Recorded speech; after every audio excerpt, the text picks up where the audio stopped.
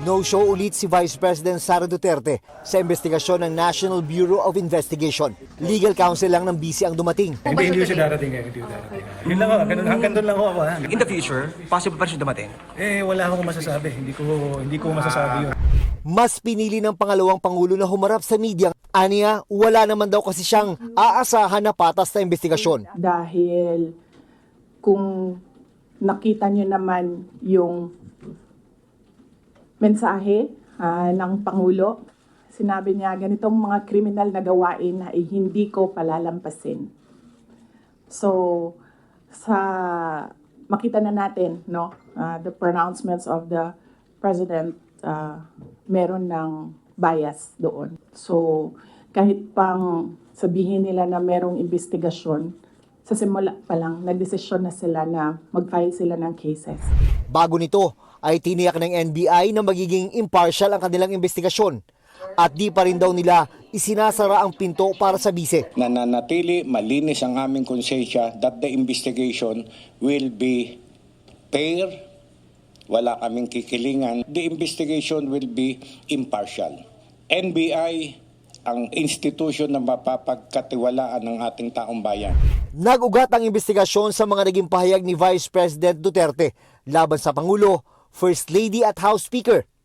Sa kabila nito, sabi ng bise, Ma'am, do you regret saying or making such threat to the President and the First Lady and the Speaker? No, ma'am. Buti na yung alam nila, ma'am, na pag namatay ako, hindi talaga ako, I will not die in vain.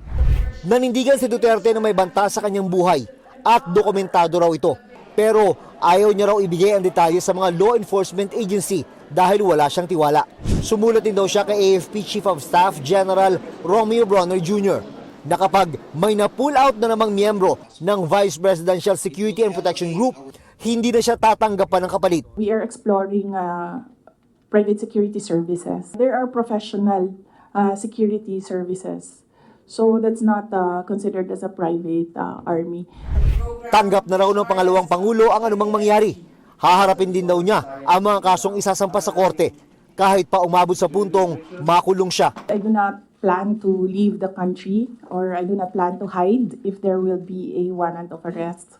Mainly because my children are here. Handa rin daw ang bise na harapin ng mga impeachment complaint laban sa kanya kaugnay ng paggamit sa confidential funds. Bagamat nanindigan sa Duterte na wala siyang dapat ipaliwanag, wala raw siyang kinalaman sa paghahanda ng mga acknowledgement receipt na lumabas sa pagdinig sa Kamara.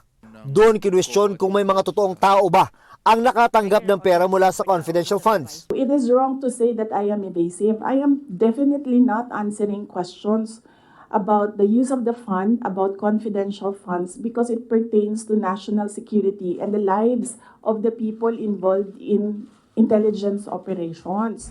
Malinaw daw na ang pagsilip sa paggasto sa kanyang confidential funds ay may kinalaman sa 2028 elections. If you're in aid of legislation and you want to legislate about confidential funds, you do not target one office. Why not call the office of the president who has billions and billions of confidential funds?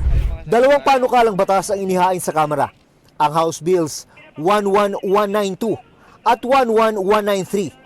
Layo nitong magkaroon ng mas maliwanag na regulasyon sa paggamit ng confidential at intelligence funds at pagpaparusa sa maling paggamit, pati pagpapalakas sa pangangasiwa sa mga special disbursing officer na humahawak ng confidential funds. Dito po kasi, originally, pag SDO ka, ang sa ngayon basta't ikaw ay in-appoint lang ng head of agency, pwede ka na maging SDO. So dito po sa ating bagong batas na ipinasa, may mga qualification na po kami na isinaad. Number one, kailangan, siyempre bukod sa, kailangan ikaw ay permanent official or employee of the agency. At ikaw ay kailangan may salary grade 24. June Veneracion nagbabalita para sa GMA Integrated News.